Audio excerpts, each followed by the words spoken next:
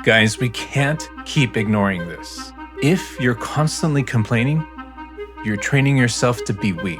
And I'm not talking about legitimate problems that need solutions. I'm talking about that chronic complaining that's become your default response to frustration. Here's something maybe someone else hasn't told you. Every complaint is actually revealing something deeper about your purpose. Stay with me on this. Hi, if we haven't met, my name's Chris Almanza. I'm a life coach focused on career and purpose, helping men of faith reach their next level. Here's a cycle that many men are getting trapped in. Something bothers you. You complain about it. You feel a little relief. Nothing changes. Repeat. Sound familiar? Maybe it's your job. My boss doesn't appreciate me. Your marriage. She never listens to me. Your church. They never do enough for the community. Your kids. They're so disrespectful these days. But here's what's really happening. You're training your brain to believe that you are powerless. Every complaint without action tells your subconscious, I can't do anything about this. And as men of faith, that is not who we are called to be. The purpose connection. Now, here's where it gets interesting. And this is something I see with almost every client I work with. The things that you're constantly complaining about are usually pointing to something about your purpose. Think about it. If workplace inefficiencies drive you crazy, maybe you have it in you to be in leadership or some kind of process improvement. If seeing families struggle breaks your heart, maybe you're meant to counsel or mentor. If injustice in your community fires you up, maybe you're called to advocate or serve in other ways. Your frustrations are not random. They're often ways in which God is using your gifts to highlight the ways He wants to use you. But complaining is keeping you stuck in the victim mode instead of stepping into your calling. We're living in a culture that is making this too common, and it in fact encourages it, especially in the little pockets of social media that we surround ourselves with.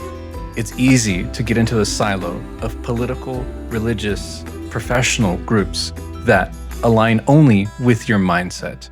It's much easier to complain about it online or in a text group instead of looking for a way to take action or to forgive. There's usually an element of pride that makes us think we can do something better than other people.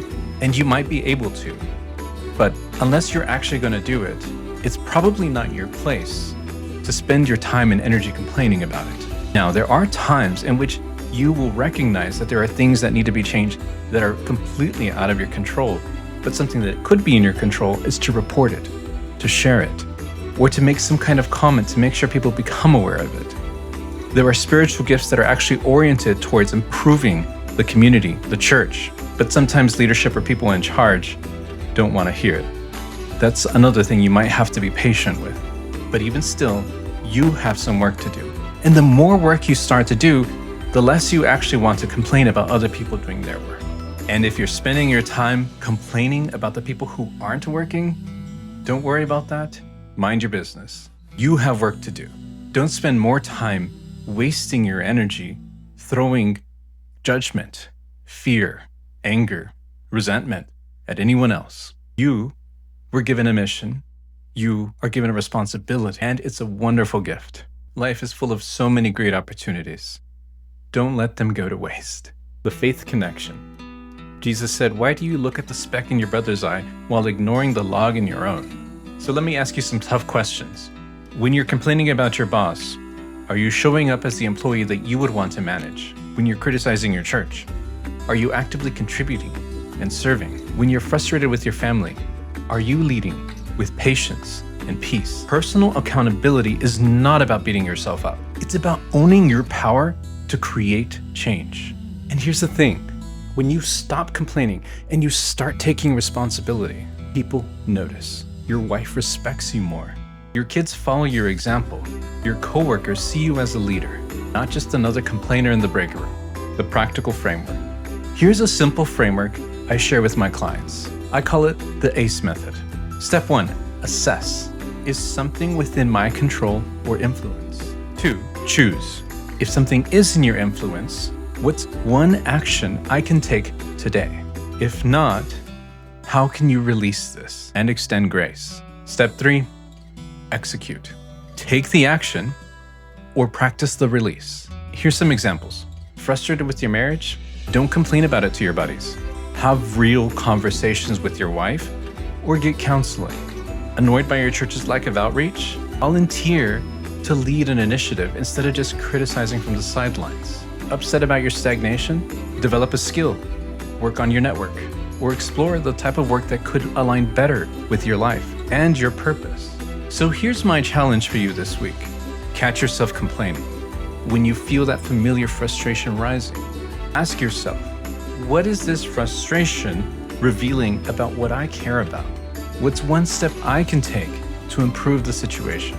If I can't change it, how can I choose peace instead of poison? Men of faith don't waste energy complaining. We channel our frustration into fuel for positive change. And if you're realizing that your complaints might be pointing you in a different direction, a deeper calling, or a career change, I hope men just like you discover your God-given purpose.